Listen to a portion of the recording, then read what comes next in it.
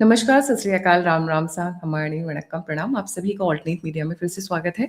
मैं आपकी होस्ट गायत्री देवी। हमारे साथ जुड़े हुए हैं farmer DGP Uttar Pradesh doctor Vikram Singh sir. और मैं सर को लाने की बहुत कोशिश करी थी। सर पर काफ़ी सारी इंगेजमेंट्स थी, बहुत सब बिजी चल रहे थे, बीच में ट्रैवल भी था बैक टू बैक। फिर भी जहाँ जहाँ इंपॉर्टेंट बाइक ज़रूरत थी वो देने की सब पूरी कोशिश कर रहे थे।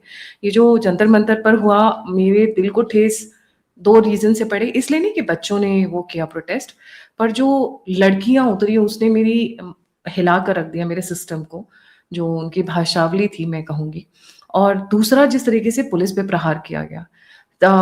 सीजेपी ने बात की बच्चों के बारे में, बीजेपी ने बात की आंदोलन खत्म करने के बारे में, पर बीच में जो हमारी सिक्योरिटी फोर्सेस हैं, जिनको लड़कियां जाके मिडिल फिंगर दिखा रही थी, कोई जाके मुंह पे भौंक रहा था कि तू तो, मैं वर्ड्स नहीं यूज करूंगी, कि तू तो डैश है, तू गवर्नमेंट का डैश है एंड ऑल दैट वर्ड्स, उनके बारे में किसी ने बात नहीं की। 150 पर्सनल, और सिर्फ यहीं से नहीं, बिहार, उत्तर प्रदेश में तो हिम्मत ही नहीं हुई क्योंकि योगी बाबा जी का लठ चलता है, पर वेस्ट बंगाल में कई जगह हुआ। पर उससे पहले हम जो डिस्कस करने वाले हैं, that is the best news of the day, जो बहुत अच्छी आई है। So let's start with the good news and then we will go on the other topics. अंत तक बने रहिएगा, बहुत सारी न्यू डेवलपमेंट्स हुई हैं। Sir, a very warm welcome on the show. Thank you Gayatri ji. जय हिंद, वंदे मातरम। और वाकई आपने सही कहा था कि जिस टॉपिक को आप पहले देने वाली थी, उसी टॉपिक पे शाम के 8 बजे मैं एक राष्ट्रीय चैनल पे गया तो था वो डिस्कस करने, लेकिन ऐन मौके पे ब्रेकिंग न्यूज आ गया कि प्रधानमंत्री जी ने एक सेल्फी बना करके एक वीडियो जनता के नाम प्रसारित किया। जो पहले वाले थे, वो पहला वाला गया था 34 करोड़, दूसरा वाला गया 14-15 करोड़। और ये भी मैं समझता हूं कि जिस तरीके से उन्होंने बनाया है, कि जैसे युवा बनाता है कि हाथ भी जा रहा है, दिख रहा है, बटन दबा रहे हैं और बोल रहे हैं, और टिपिकल जैसा आपके एक मोबाइल फोन से जो बनाते हैं एक युवा की तरह, तो प्रधानमंत्री जी ने एक संदेश दिया और संदेश बड़ा ही स्पष्ट टंकार के साथ। और मैं समझता हूं कि अब इसके बाद किसी के मन में कोई शंका नहीं रहेगी। सबसे पहले एक हाई पावर्ड कमेटी, जिसमें नंदन नीलकेनी जी उसकी अध्यक्षता करेंगे। ये वही नंदन नीलकेनी जी जो हैं, जिन्होंने आधार कार्ड के बारे में पूरी कार्रवाई की थी और एक त्रुटि विहीन व्यवस्था करके आधार कार्ड पूरे देश में लागू करवा दिया। तो नंदन नीलकेनी जी की टीम में बड़े उत्कृष्ट लोग हैं। इसरो के फॉर्मर चेयरमैन है, आईबी के फॉर्मर डायरेक्टर तपन देका जी हैं, आईआईटी चेन्नई के डायरेक्टर हैं वी कामकोटी जी हैं, former education secretary Anita Karwal भी जी हैं, IIT Chennai director V Kamakoti की बात हम लोगों ने कर ही ली है। तो ये तमाम उत्कृष्ट लोग हैं और इसरो के फॉर्मर चेयरमैन एस सोमनाथ जी हैं। अब इससे ज्यादा इंटेलेक्चुअल और बुद्धिजीवी तो कोई हो नहीं सकता है। और इनके साथ अगर एक टीम बनी है, तो मैं समझता हूं कि इसमें सुरक्षा विशेषज्ञ भी हैं, इंटेलिजेंस के भी लोग हैं, और टेक्नोलॉजी में तो मैं समझता हूं कि राष्ट्रीय छोड़ दीजिए, अंतर्राष्ट्रीय स्तर से इससे अच्छा आपको मैं समझता हूं कि ब्रेन आपको नहीं मिलेगा। अब इनके मार्गदर्शन में कार्रवाई होगी, जल्द से जल्द होगी, फास्ट फॉरवर्ड मोड पे होगी। लेकिन जो दूसरी बात प्रधानमंत्री जी ने कही है, वो इससे भी महत्वपूर्ण है कि कल के सदन के, यानी संसद के सत्र में वो कड़े कानून और कानून में संशोधन लाएंगे। आज हो गई 26 तारीख, कल होगी 27 तारीख। तो प्रधानमंत्री जी ने जो आश्वासन दिया है कि कानून को और सख्त बनाने में और फास्ट ट्रैक कोर्ट के बारे में निर्णय ले लिया है कि उसमें जल्द से जल्द, और आप ये मान के चलिए 90 दिन के अंदर जो दोषी हैं उनको, उनके ऊपर कार्रवाई होगी। आपके चैनल के माध्यम से गायत्री जी मैं ये कहूंगा कि अब तक जो सबसे कड़ी सजा है वो है 10 साल का कारावास और 1 करोड़ का जुर्माना। मैं ये सिफारिश करूंगा कि इसमें 1 करोड़ का जुर्माना जो है वो तो है ही है, उसके साथ अगर ये गैंग लीडर है, रिंग लीडर है, तो इनकी चल अचल संपत्ति भी कुर्क की जाए, आजीवन कारावास कर दिया जाए और आजीवन कारिकों की जो इन्होंने त्रासदी देश के सामने हमारे बच्चों की, जो 24 आत्महत्याएं आदि इन्होंने मजबूर किया हमारे बच्चों को, जो 24 बच्चे हमसे हमेशा हमेशा के लिए चले गए, वो तो बात छोड़ दीजिए। जिन परिवारों को न जिंदा में है न मरे में, उनको कम से कम इतना तो कर दे। 1 करोड़ कोई माने रखता है? वो तो सरकार 1 करोड़ दे ही रही है राहत राशि, लेकिन ये देखिए भविष्य कोई बच्चा हमसे न चला जाए, भविष्य में इस प्रकार की कोई त्रासदी न हो जाए। इसलिए ये जरूरी है कि जो रिंग लीडर्स पकड़े जाएं, क्योंकि आज तक दुर्भाग्य से गायत्री जी, कोई रिंग लीडर आज तक पकड़ा नहीं गया है। पकड़ा गया है तो हाथ के हाथ जमानत हो गई है और वो छूट गया है। तो कम से कम इतनी कृपा हम अपने ऊपर कर ले कि अब रिंग लीडर्स को प्रधानमंत्री की बात पे हमें अविश्वास करने का कोई औचित्य नहीं है। हम ये जरूर समझते हैं कि इनको कड़ी से कड़ी सजा जो हमारी रूल बुक्स में आज तक नहीं थी, क्योंकि ऐसा आंदोलन भी देश ने कम देखा होगा जैसा कि देश ने पिछले विगत 30 दिन में देखा है। इसलिए ये जरूरी भी है कि अपनी विश्वसनीयता को, क्रेडिबिलिटी को बनाए रखने के लिए ऐतिहासिक कदम उठाए जाए। मैं ये भी कहता हूं कि अगर ये मालूम था कि आपको कि ये फॉल्ट लाइंस हैं, ये त्रुटियां हैं, तो इसको अगर हम बिना बच्चों के कहे, बिना आंदोलन के कर लेते तो एक शोभा रहती और एक गरिमा रहती। हम क्यों चाहते हैं कि बच्चे आंदोलन का रास्ता पकड़ें? क्यों बच्चे अपनी पढ़ाई को प्रभावित करें? माता पिता को अवसादग्रस्त कराएं? कम से कम हम पहले ही इसको सोच करके ये सैंक्शन दे लेते। लेकिन हमने बहुत इसमें पूरी व्यवस्था में गायत्री जी कुछ हमारे अंदर कमियां रही हैं, उसको कमियां को मानने में कोई दिक्कत नहीं। पहली चीज तो ये है कि आपसे जब कहा गया था, आप याद करें कि पता नहीं मैंने आपके साथ किया था, मैंने कहीं कहा था, ये बार-बार ये पेपर का जो लीकेज हो रहा है, ये दिखाता है कि कुछ संगठित अपराधी इस तरीके की लीकेज करा रहा है और ऐसे संगठित अपराधी को जो बराबर कमर कस ली है उसने कि देश के मुंह पे कालिक पोतना ही उसको, तो ऐसे लोगों के खिलाफ तुरंत कार्रवाई होनी चाहिए। बल्कि शिकायत ये आनी चाहिए गायत्री जी कि आपने जुल्म कर दिया ऐसे अपराधियों के ऊपर। तो जुल्म तो छोड़ दीजिए, कार्रवाई भी नहीं हुई और कार्रवाई तब हुई जब बच्चों ने जो सड़कों पे उतर आए, तो हम पहले कर देते। यही बात अगर हम इस चीज को देखें कि जो जी आप कुछ कह रही थी। सर आई एग्री जो आप कह रहे हैं, बट उनको शायद ये सीरियसनेस तब तक नहीं समझ में आई जब तक जेन्युइन बच्चे नहीं उतरे। पर इस जेन्युइन बच्चों को हाईजैक जो लोगों ने किया, अभी मैं जब आप और मैं बात कर रहे हैं सर, हम लोग जब ये रिकॉर्ड कर रहे हैं, तो इस वक्त जो जेन्युइन बच्चे हैं वो तो वापस चले गए हैं घर, पर इन लोगों के जो टेररिस्ट के साथ जिन्होंने अपना शेयर किया प्लेटफॉर्म, ये कपिल सिब्बल से मिलने गए हुए हैं, दीप के, अभिजीत दीप के। Now here is the red line. ये रुकने वाले नहीं है सर। अभी तक बच्चों का मुद्दा उठाया था, अब ये कोई और दूसरा मुद्दा पकड़ के ये दोबारा उतरने वाले हैं 1 महीने बाद। सर आपने ही मुझे बताया था कि 1 महीने बाद ये रिविजिट करेंगे कि सरकार ने सही कदम उठाए या नहीं। मतलब सरकार के ऊपर भी ये सरकार हो गए हैं। देखिए इसको कहते हैं कि जब एक बार ये कहावत पता नहीं कितनी सही है कितनी गलत है, लेकिन कहते हैं कि अब चुड़ैल ने घर देख लिया है, अब डाइन ने घर देख लिया है। आपने जब एक बार मौका दे दिया है, ठीक है, कुछ त्रुटियां थी, लेकिन ये थोड़े कि एन केन प्रकार किसी न किसी बहाने पर आप आंदोलन करते रहें और सरकार के हाथ उमेटते रहें, ये भी उचित नहीं है। और इसके बारे में सरकार को सोचना होगा। गलती थी हमारी, हमारी मतलब सरकार की गलती थी। सरकार ने शिक्षा मंत्री का इस्तीफा कराया, तो वो पहले दिन करा देते तो उसमें क्या बुराई थी? इसमें अहम की तो कोई बात थी नहीं। जब आप मान रहे हैं कि निरंतर एनटीए के माध्यम से जो भी इम्तिहान हो रहे हैं उसमें नकल हो रही है, तो पहले दिन ही आपको इस्तीफा करा देना चाहिए था।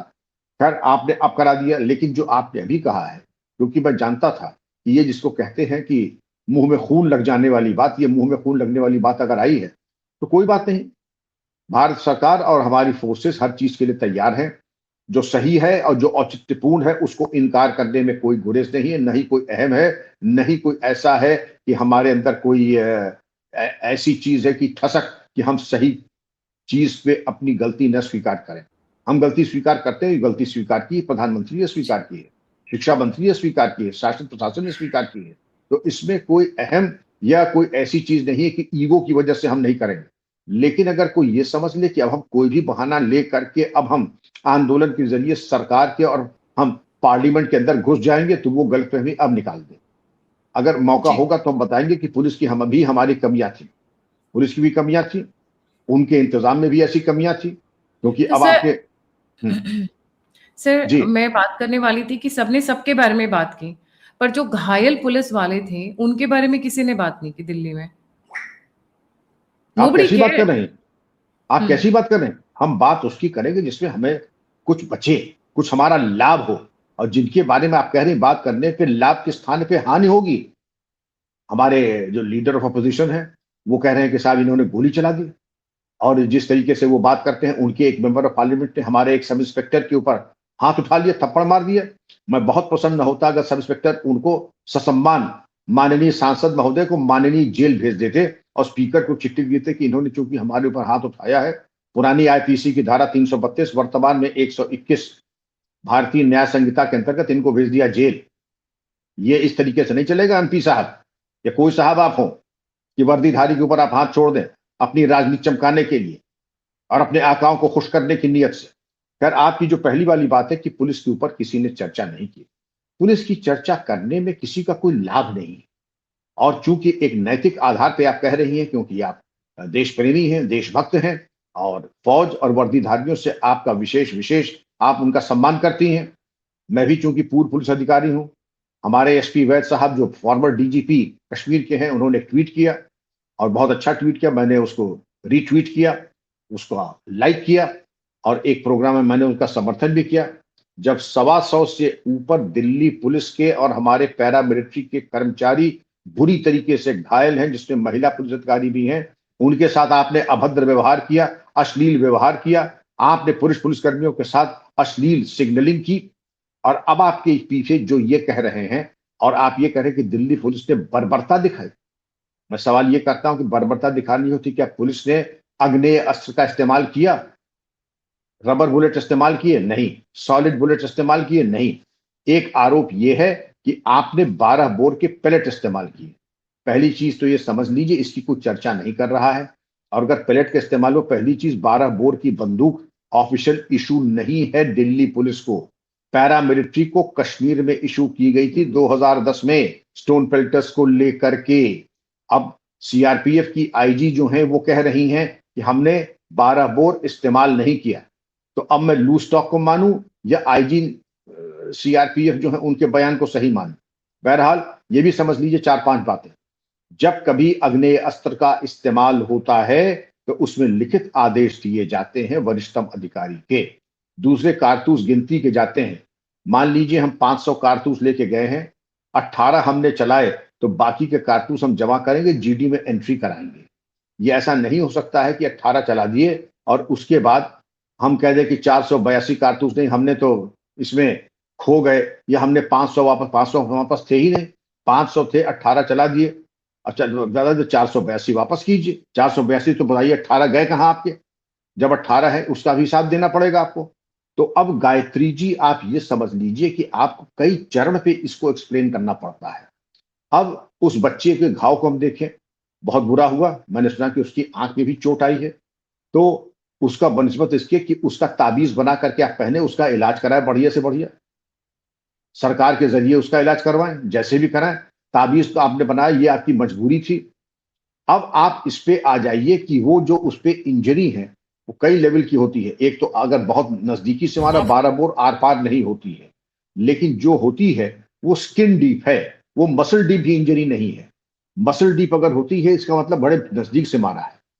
और जो पावरफुल बंदूकें 12 बोर की होती हैं, जैसे वेस्टले रिचर्ड्स है, वेडली स्कॉट है, कॉक्सवेल एंड हैरिसन है, चर्चिल्स है, पर्डीज है, तो उसकी तो बड़ी जबरदस्त मारक क्षमता होती है। लेकिन 12 बोर शॉटगन होती है, स्मूथ बैरल होती है, तो उसकी मारक क्षमता 35 मीटर तक ही होती है, बहुत इफेक्टिव। और जिस तरीके से लगा था, कोई स्कॉचिंग सिंजिंग मुझे दिखाई नहीं पड़ी। लेकिन अब मैं आपको अपने अनुभव से बता सकता हूं कि हुआ क्या होगा। जिस तरीके के अवांछनीय तत्व यहां पर आ गए थे, जिस तरीके के आपराधिक एलिमेंट आ गए थे, तो इस बात से इनकार नहीं किया जा सकता है कि कोई आपराधिक व्यक्ति 12 बोर का कट्टा, जो बहुत सस्ता बड़े आसानी से मिल जाता है, वो लेकर के आ गया हो और उससे धोखे में चल गया हो। ये भी एक संभावना है। और अक्सर ऐसा हो जाता है, कट्टा लेके गए अनाड़ी की तरह, 2000 का मिल जाता है, या 2000 का जानबूझ कट्टे के चला दिया हो, जिससे जिससे भगदड़ मच जाए, अफरा तफरी हो जाए। जिससे बट अफरा सर, ये तफरी वाली बन न्यूज जाए। तो हमने देखी नहीं है कि गोली गोली चली है। कोई आपकी नजर में कोई ऐसी न्यूज आई है कोई क्या? नहीं, कोई नहीं। ये आरोप एलओपी ने लगाया था उस लड़के की, बच्चे की फोटो दिखा करके कि उसकी आंख में भी छर्रा लगा है, जिसके कारण उसकी आंख जो है शायद बहुत या तो जाती रही, और या फिर बहुत गंभीर रूप से उसको चोट लगी है।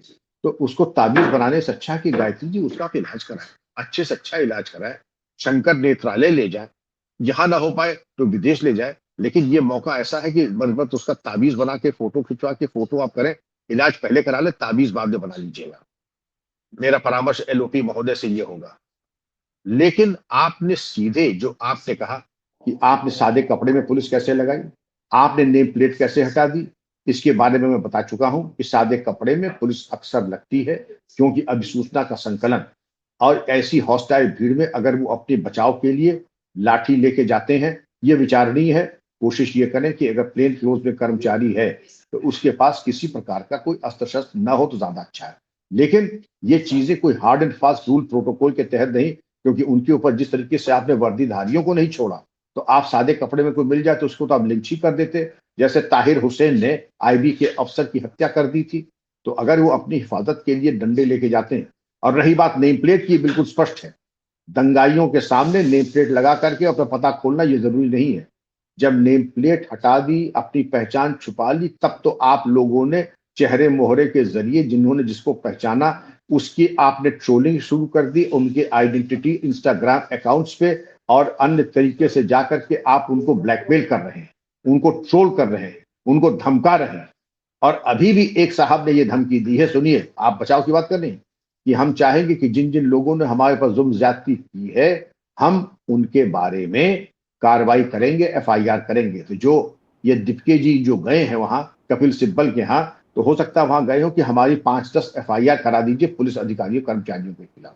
मुझे जो लगता है सर सरकार उसी ने के यही लिए सॉरी सर, मैं आपने जो कहा मैं उसी को दिखाना चाह रही थी, उसी के ऊपर लाना चाह रही थी मैं। एक सेकंड सर, ये उसी की स्ट्रैटेजी करने गए हुए हैं कि आगे भी चल के जब ये लोग दंगा करेंगे, राइट्स करेंगे, तो ये कैसे, अब किस कॉन्टेक्स्ट में गए हुए हैं? सिपिल has filed a supreme court writ petition on July 20 challenging anti defection law erosion, anti defection law erosion हटाने के लिए। कोर्ट डिमांड्स क्या है? Judicial reform and all that. This is not T biscuit. और ये जो बोल रहे हैं एंटी डिफेक्शन लॉ वाला, सर ये गड़बड़ है, क्योंकि इनको पता है कि कई लोगों पे एंटी डिफेक्शन लॉ लग सकते हैं, जैसे उमर खालिद के ऊपर लगा हुआ है। उमर खालिद को बेल कराने के लिए 50 बार जा चुके हैं और हर बार खुद ही बोल देते हैं कि अब सुनवाई नहीं करनी है, अगली डेट दे दीजिए। बहस होने से पहले ये करके आ जाते हैं और फिर ब्लेम कोर्ट के ऊपर डाल देते हैं। ये इनका पिछले कई बार से पैटर्न रहा है। तो एंटी डिफेक्शन लॉ ढीला करवा के थ्रू द कोर्ट सिस्टम ये जितने भी लोग जो तोड़फोड़ मचा रहे हैं या देश के अगेंस्ट में नारे चला रहे हैं, उन सबको ये हटाना चाह रहे हैं। बट सर एक वीडियो में जरूर दिखाना चाहूंगी and I really liked it. UP police का है। मैं बहुत देर चुप भी रहा, लेकिन वो एसएसआई है थाने का, आप धमकाए चले जा रहे हो। ये धमकी के लिए नहीं खड़ा हुए, आप सुन लीजिए मेरी बात। नहीं नहीं, आप सुन लो पहले, मुझे अपनी बात पूरी करने दो। क्या करोगे? आप मुझे चलान करोगे? ये आप मत बताओ मैं क्या करूँगा, ये आप मुझे मत बताओ मैं क्या करूँगा। पहले मेरी बात सुनो, मेरी केवल एक लाइन की बात है, मेरी केवल एक लाइन की बात है। आपके सम्मान में कोई कमी नहीं है, पर मेरा खड़ा एक सिपाही भी अगर अपमानित होगा तो ठीक नहीं है। सर व्यापारी आपके नहीं है। एक मिनट एक आदमी को सोच लो, 5 मिनट बाद बता देना। सम्मान पूर्वक बात करनी है तो आएंगे हम। चलो भाई। ये मेरे को अच्छा लगा, to stand with your own. आपको हक नहीं है कि आप उन्हीं पुलिस वालों के दम पे रह रहे हो, लॉ एंड ऑर्डर। नहीं तो रोज कट्टा और बंदूक निकाल के ना पाकिस्तान, अफगानिस्तान, सोमालिया, बांग्लादेश बना देंगे लोग कि हर घर में घुस के किस बेटी और बहन के साथ क्या होगा। इन लोगों को बिल्कुल अक्ल नहीं है सर। ये जो बच्चे नाच रहे हैं सर, आप और मैं बात कर रहे थे ऑफ द रिकॉर्ड सर, ये जो बच्चियां निकल कर आई हैं, हे भगवान सर, आपने बहुत अलग अलग जगह पे काम किया हुआ है, क्या आपने ऐसी भाषा कहीं देखी है? गायत्री जी, मैं जिंदगी में बहुत सीखा है, बहुत कुछ देखा है। और पहले तो मैं इस यूपी पुलिस के डिप्टी एसपी को बधाई और शाबाशी दूंगा, और मैं नाम पता लगा करके व्यक्तिगत संपर्क करूंगा कि तुमने बहुत अच्छा एक प्रिंसिपल स्टैंड लिया, जो कि अवसर लेना चाहिए। ऐसा ही अवसर माता पिता और गुरु के रूप में पूजा जाता है अपने अधिकारियों के द्वारा, क्योंकि उसके लिए बड़ा आसान था कि नेताजी अब हम क्या करें, हमारी मजबूरी है, हमें आइए चाय पीजिए। उसने बिल्कुल नहीं, आपने अगर हमारे सब इंस्पेक्टर, हमारे सिपाही का अपमान किया तो ठीक नहीं होगा। अब बात आ जाते दूसरी। मेरी सारी जिंदगी बीत गई 36 साल, और उसके मैंने बड़े बड़े गालीबाज देखे, बड़े बड़े गालीबाज इंस्पेक्टर, एसओ, सिपाही देखे, क्योंकि पुलिस जानी ही जाती है गाली देने के लिए।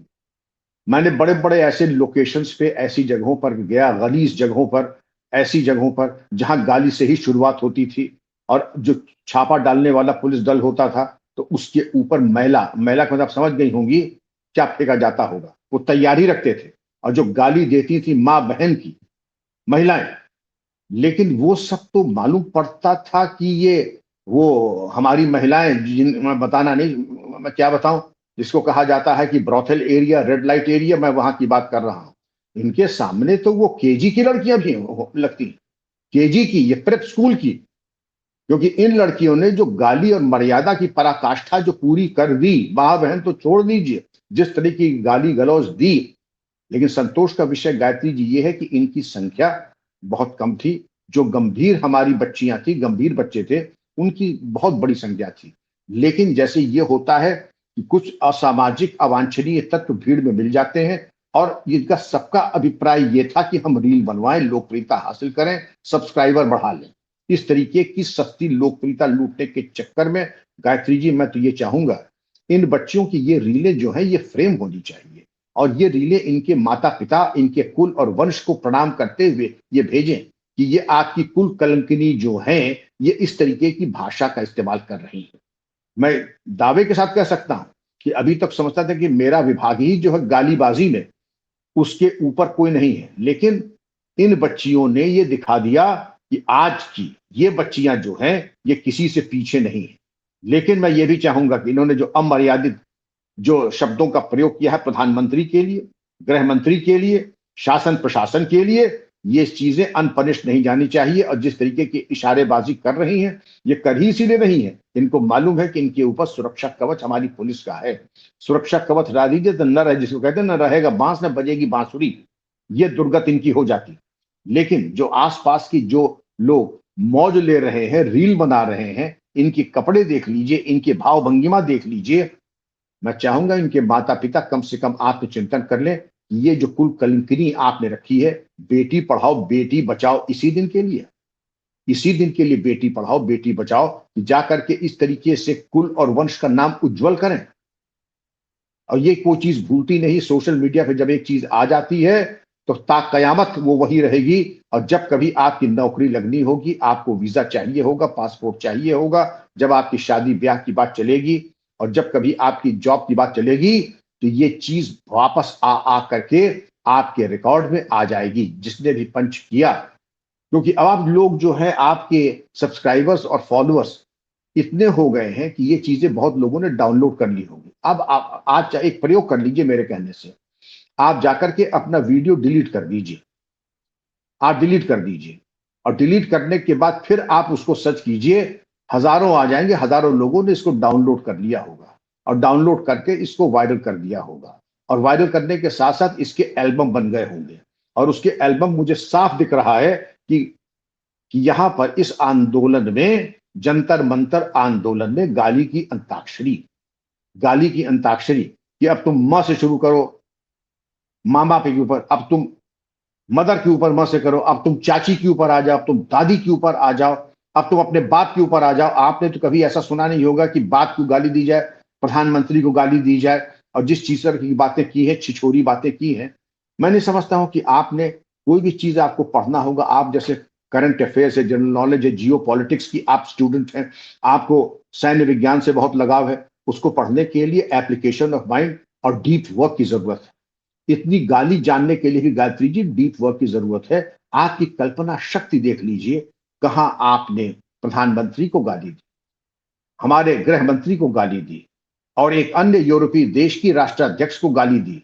दोनों के आपने जो जिस तरीके की फूहड़ और अश्लील बातें की हैं, वो दिखाता है कि आपका दिमाग कितना कुंसित है। मैं फिर कहूंगा, संतोष की बात यह है कि ऐसी लड़कियों की, कुल कलंकिनियों की संख्या बड़ी सीमित थी। अधिकांश हमारी बच्चियां और बच्चे जो सीरियस माइंडेड थे, जो विद्यार्थी थे, वो वाकई सीरियस माइंडेड थे। उनके व्यवहार में मुझे कम से कम आचार विचार में कोई कमी नहीं दिखी। लेकिन इन लोगों ने पूरे आंदोलन के मुंह पे कालिक पोत दी है और सबके लिए एक दुस्वप्न बना दिया है कि ये वाकई एक नाइटमेयर होगा आगे चल के आप लोगों को। मैं कुछ शाप नहीं दे रहा हूं, लेकिन जो तुम लोगों ने किया है, तुम्हारे कुल और वंश को अगर ये न मुरझा दे तो जो गम। ये बताइए, जिसको कहते कुल कलंक, पहले तो ये सब बातें लड़कों के लिए आती थी, वंश लोचन, अब इनको पे क्या करूं? सुर्ख न खाए हैं सर, ये राक्षसियां हैं ये, डाकिनी शाकिनी राक्षसी, ये तो तमाम उपमाएं आती, हम कहना नहीं चाहते। एक्चुअली में सर जो आप कह रहे हैं ना, मेरे को एक्चुअली जब स्टार्टिंग में मैंने इनके सुने ना, मेरे को झटका लगा 440 वॉट का। मैंने कहा ये कह क्या रही है, एक्शंस क्या कर रही हैं।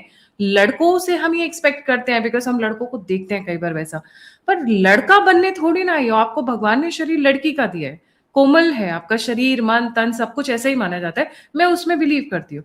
ठीक है, आजकल थोड़े बच्चे एग्रेसिव हो रहे हैं, थोड़ा उनका लैंग्वेज अपने आप को मॉडर्न दिखाने के लिए ब्रो ये वो लैंग्वेज चलती है। बट ये कौन सी लैंग्वेज की आपकी, आप तो ब्रॉथल पे बैठी हुई, प्रोस्टिट्यूट से भी गंदी गाली पे उतर आई हो, तो आपसे ब्रॉथल वाली तो उनके सामने तो ब्रॉथल वाली जो है परम पूजनीय हो गई है। उनके सामने तो ब्रॉथल वाली परम पूजनीय केजी की स्टार है, ये तो पोस्ट डॉक्टरल वर्क कर चुकी हैं गालीबाजी में, कोई मुकाबला नहीं इनके स्टैंडर्ड में और ब्रॉथल वालियों के ऊपर। सर अब आप इधर दूसरी जी जी सर, अब जो ये बच्चियां अब ना रोने पे उतर आई हैं। पहले जब इन्होंने बनाई थी रीलें, तब तो इनको बड़ा अच्छा लग रहा था, क्योंकि तब इनको वो मिल रहा था, पब्लिसिटी मिल रही थी। अब क्योंकि अब जहाँ पे फंसी हैं, तो अब इनका रोना धोना चालू हो गया है। ये देखिए, ये 2 मैडम चालू हो गई हैं। ये देखिए, sorry. Seen our reel yesterday about how we were picked up at Dadar railway station and detained for 4 hours. We were given a notice to show up today at the station.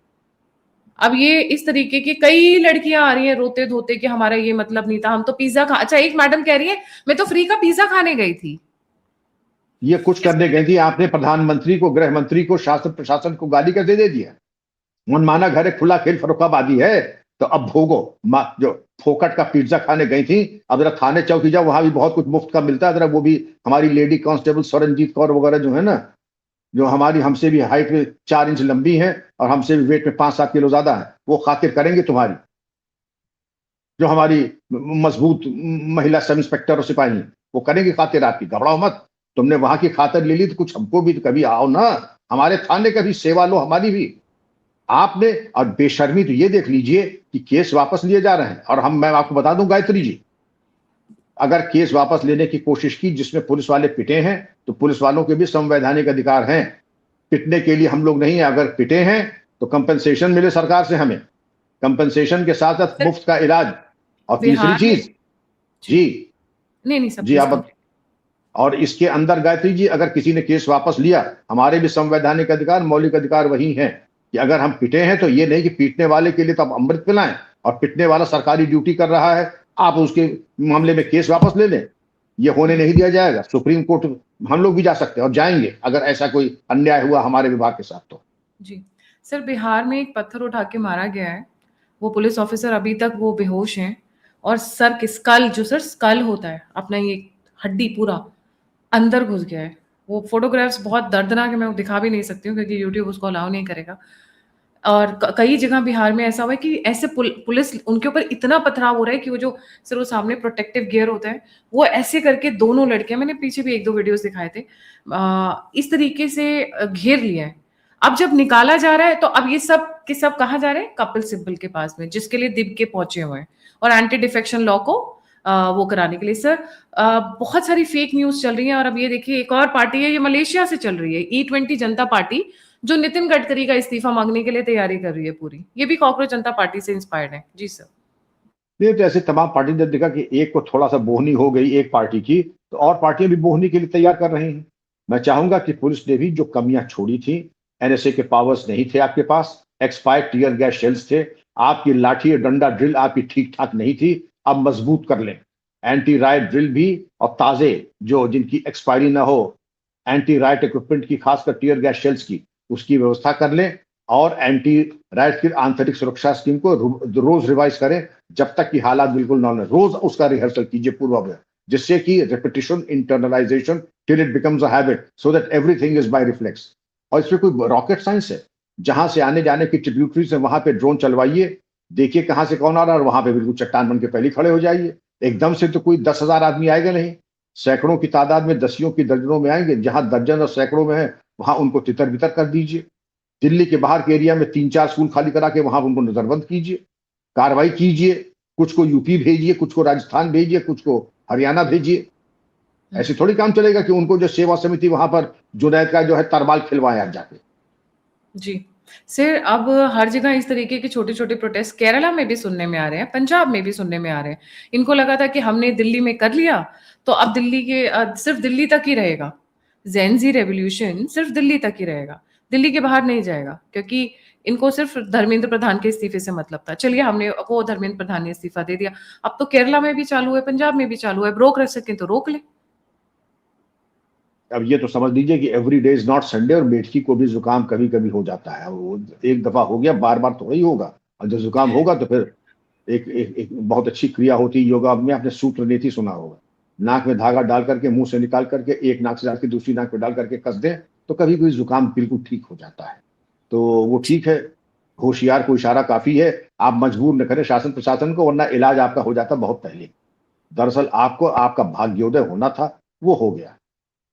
और इसमें मैं चाहूंगा कि Delhi police को भी अब अपने gear को और अपनी जो ट्रेनिंग है उसके आधार पर अपने को प्रोफेशनल बनाए। इस तरीके के लोग आ करके अगर आपको ओवरवेल्म कर लेंगे, मैं समझ सकता हूं कि रिमोट आपके हाथ में नहीं, किसी के और के हाथ में था, आपके हाथ बंधे हुए थे। आपको मैं आपके जज्बे को, धीरज को सलाम करते हुए कि आपने रबर बुलेट का भी इस्तेमाल नहीं किया, आपने सॉलिड बुलेट का इस्तेमाल नहीं किया, आपको सलाम है। जबकि आपके 150 के करीब अधिकारी चुटैल हुए, महिला अधिकारी चुटैल हुई, और उसके बाद भी आपने इतना धैर्य दिखाया। वरना इस पे तो ये होता कि जेब में हाथ आपने डाला और आपने गुम्मा निकाला, वहीं पर आपकी हो जाती थी खातिर, वहीं पर आप जो होते व्हील चेयर पे, स्ट्रेचर पे जाते वापस अस्पताल। लेकिन वो सेवा आपकी हुई नहीं बहुत कायदे से। लेकिन इस बार सेवा में प्रमाद न हो, कायदे से सेवा की जाए, टीयर गैस का भरपूर इस्तेमाल किया जाए, एंटी राइट इक्विपमेंट जो है आपका तरोताजा होना चाहिए, जिससे कि किसी तरह की कोई गलतफहमी किसी आंदोलन जीवी को ना हो। गायत्री जी। जी सर, मैं एक लास्ट वीडियो दिखाना चाहूंगी और उसी के साथ नए रेवोल्यूशन की तैयारी कर रहे हैं मनीष सिसोदिया, क्योंकि उन्होंने अब जो नया एक बहुत ही मजेदार अब एक और शगुफा छोड़ा है। मैं दिखा देती हूँ सर। Good morning जंजीज। आपने देश के एजुकेशन मिनिस्टर का इस्तीफा तो ले लिया, कांग्रेचुलेशंस। लेकिन अब क्या, मिशन कंप्लीट, या देश के एजुकेशन सिस्टम में अब कुछ और बड़े बदलाव लाने का भी मूड है? तो बताइए, अगर आपको एक बदलाव लाना हो एजुकेशन सिस्टम में आज के, तो क्या बदलोगे? Exam system, college admission system, rote learning, useless होती हुई डिग्रीज, या कुछ और? एक चीज बताइए, नीचे के कमेंट्स में बताइए। कहा जा रहा है कि रिजर्वेशन हटाओ वाला टाइप में लाने वाले, पर ये वो लेकर नहीं आएंगे सर, क्योंकि रिजर्वेशन हटाने वाले में इनका मकसद पूरा नहीं होगा। And before we sign off sir, एक और वीडियो दिखाना चाहूंगी जिसने मेरा बहुत दिल तोड़ा। This is not fair. ये जेंजी नहीं है, ये गुंडेमा वाले इकट्ठे थे यहाँ पे।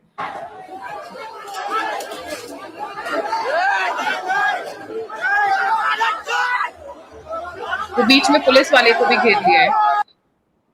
This has gone beyond expectations. नहीं, वो ठीक है, जब पार्श्विक प्रवृत्ति आ जाती है तो इनके अंदर जो है इंसानियत बढ़ चुकी थी, और रिजर्वेशन इनके साथ पुष्ट खत्म नहीं कर सकते। रिजर्वेशन हमारी कॉन्स्टिट्यूशन की गारंटी है, बाबा साहब की गारंटी है, और शासन की प्रतिबद्धता है। वो ऐसे हजार मनीष सिसोदिया छोड़ दीजिए, इनकी पूरी पार्टी सी शासन कर ले जंतर मंतर पे, तो भी रिजर्वेशन नहीं हटा सकते और ना हटना चाहिए। वो एक हमारा एक भीष्म प्रतिज्ञा देश की है, रिजर्वेशन था, है और सदैव रहेगा।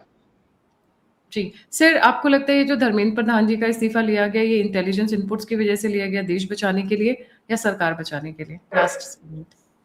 नहीं गायत्री जी, मैं समझता हूँ, मैंने आपसे भी कई चैनल में कहा था, धर्मेंद्र प्रधान जी का इस्तीफा बहुत पहले हो जाना चाहिए था। इतने जो फॉल्ट लाइंस दिखाई पड़े तो पहले हो जाना चाहिए। अब सरकार बचाने का, सरकार तो बची बचाई है, ये निर्वाचित सरकार है 140 करोड़ जनता की। इसको इस तरीके के नजले, जुकाम, छींक, खांसी, कॉकरोच, कीट पतंग इनको नहीं गिरा सकते। सरकार तो बची बचाई है हमारी। ये गलतफहमी कोई पाल रहा है कि कीट पतंग जो है सरकार गिरा लेंगे, ऐसे कितने आंदोलन हुए, चले गए।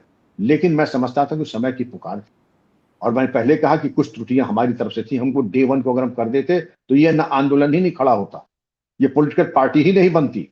तो वक्त आप कहते हैं, मैंने भी बहुत जिंदगी देखी है, बहुत चीजें देखी हैं। आप जो जनता किस तरफ हवा बह रही है, जनता की जायज मांग लीजिए और उतना दे दीजिए, वक्त से पहले, उम्मीद से ज्यादा। ये वो खुद कहते हैं कि अगर हमारे पिताजी भी यहाँ होते, माताजी भी यहाँ होती, तो इतना नहीं दे देती। आज जो प्रधानमंत्री जी ने किया, अगर यही चीज 1.5 महीना पहले हो गई होती तो इतने दुर्दिन देश को नहीं देखना। जी, thank you so much sir for joining. जाने से पहले सभी व्यूअर्स से रिक्वेस्ट है, please don't forget to like, subscribe and share the alternate media.